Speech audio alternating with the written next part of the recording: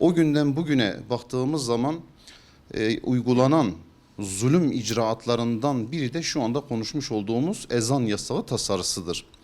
Tabii bu ezan yasağı tasarısı şu anda komisyondan geçmiş durumda ve Knesset'e yani parlamentoya geçmiş durumda. Parlamento bunu onayladığı takdirde şu an için ilk aşamada kısmen de olsa bir ezan yasağı söz konusu olacak. Ve bununla birlikte belki ileriki aşamalarda daha da yaygınlaştırılacak. Tabii bu aslında İslam'a ve İslam'ın şiarlarına yapılan apaçık bir savaş ilanıdır.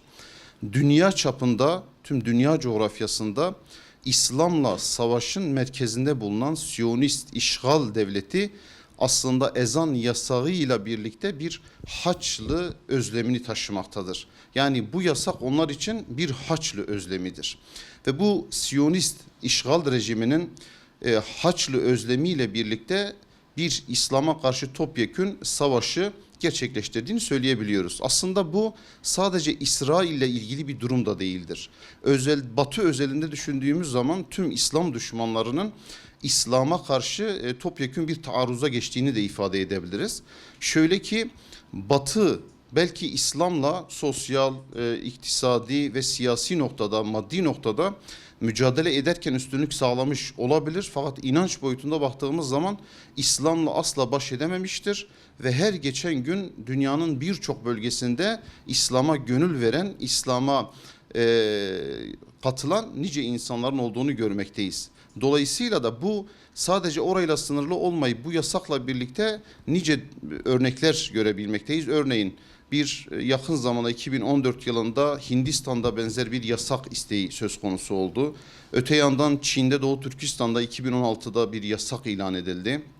Yine Macaristan'da bir kentte cami yapımı ve burada ezan okunması yasaklandı. Bununla birlikte 15 Mart'ta Hollanda'da gerçekleştirilecek olan bir seçim vardır ki bu seçime girecek olan aşırı sağcı ve koyu protestan partilerin de seçim programlarındaki en önemli şey İslamlaşmayla mücadele üzerine kuruludur. İşte yakın zamanda Kıbrıs'ta bunun örneklerini gördük. Türkiye'de CHP zihniyetinin Twitter'larda ezanla ilgili paylaşımlarını gördük. Bir zamanlar Türkiye'de İslam'la savaşın bir göstergesi olarak 1932 ile 1950 yılları arasında ezan yasağı söz konusu oldu. İşte bu ezan ki ilanı aslında Allah'a inancın, tevhidin bir haykırışıdır, bir ilanıdır. Yani yeryüzü zalimlerine, zorbalarına karşı baş kaldırışın bir ilanıdır. Dolayısıyla da başta İsrail olmak üzere tüm İslam düşmanlarının şu anda bir korkusu vardır, bir telaşı vardır ve bu telaşın bir göstergesi olarak da böyle uygulamalar, böyle icraatlar gerçekleştirilmektedir.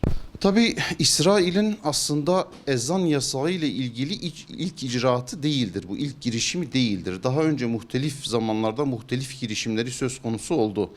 Hatta daha önceki girişimlerinde gerekçeleri şuydu: İsrail devletinin ezanın tahrik edici olduğunu iddia ediyorlardı. Aslında dışarıdan gelip o coğrafyayı işgal eden kendileriydi. Fakat ezanın tahrik edici olduğunu iddia eden yine kendileri oluyordu.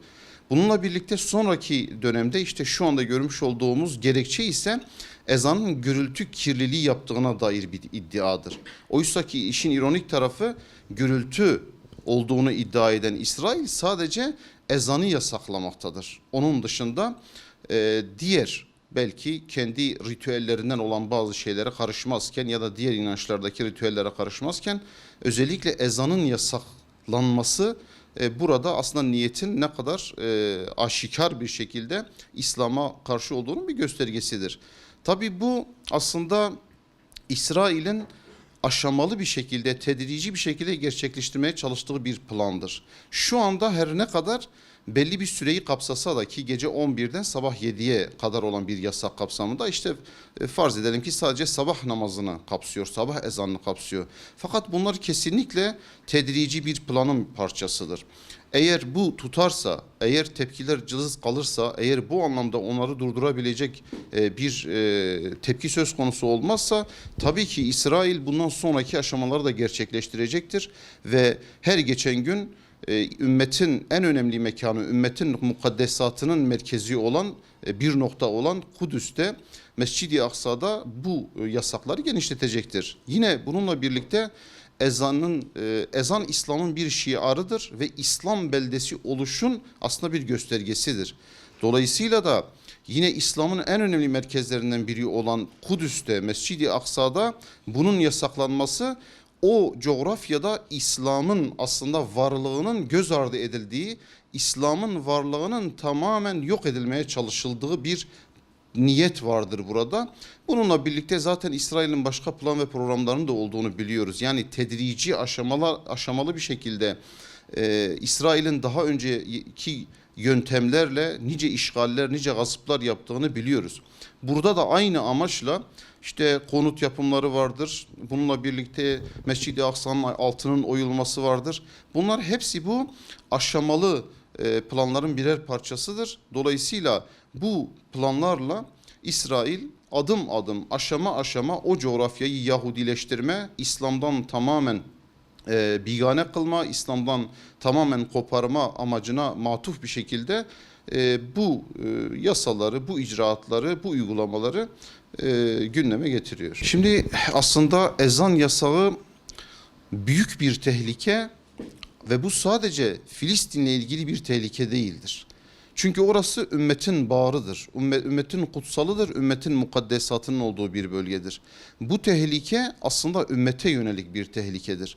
Çünkü biz Haçlı esaretinin yaşandığı 1099 ile 1187 yılları arasındaki 88 yıllık o esaret sürecinde ezansızlığın ümmete ne büyük sıkıntılar yaşattığını, ümmete nasıl acılar yaşattığını biliyoruz tarihten. Dolayısıyla da bugün İsrail o Haçlı özlemini gerçekleştirmek istiyor ve eğer orada ezan sesi kesilirse bu ümmet için büyük bir zillettir ve ümmet için büyük bir hüsran olacaktır. Dolayısıyla da bu anlamda ümmetin sessizliğini tamamen artık ortadan kaldırıp bir tepkiye bunu dönüştürmesi gerekiyor. Zira eğer bu tepkiler olmazsa, eğer İsrail'e karşı tüm ülkeler de halk düzeyinde olsun, yönetim düzeyinde olsun, Müslüman yönetimler düzeyinde olsun bir tepki söz konusu olmazsa kesinlikle bu kademeli süreç, bu aşamalı, bu tedrici süreç adım adım gidecektir ve oralarda ezan sesinin kesilmesi İslam'ın aslında sesinin kesilmesi anlamına gelecektir ki bu ümmet için büyük bir hüsrana dönüşecektir. Şunu ifade edelim ki tarih boyunca İslam'a ve İslam'ın şiarlarına ki en önemli şiarlarından biri de ezandır. Bunlara yönelik nice saldırılar gerçekleşti. Fakat elhamdülillah bugüne kadar bu saldırıların hepsi bertaraf edildi ve bu saldırıları gerçekleştirenler de tarihin çöplüklerinde şu an anılmaktadırlar. Zillete düşar olmuşlardır.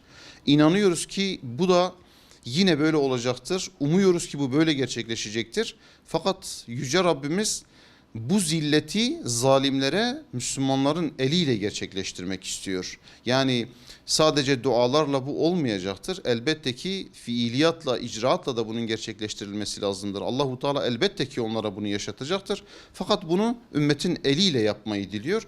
Rabbim ümmete böyle bir basiret versin, böyle bir güç, böyle bir izzet versin ve İslam'a ve İslam'ın şiarlarına saldıran zalimlere de Rabbim zilleti yaşatsın inşallah.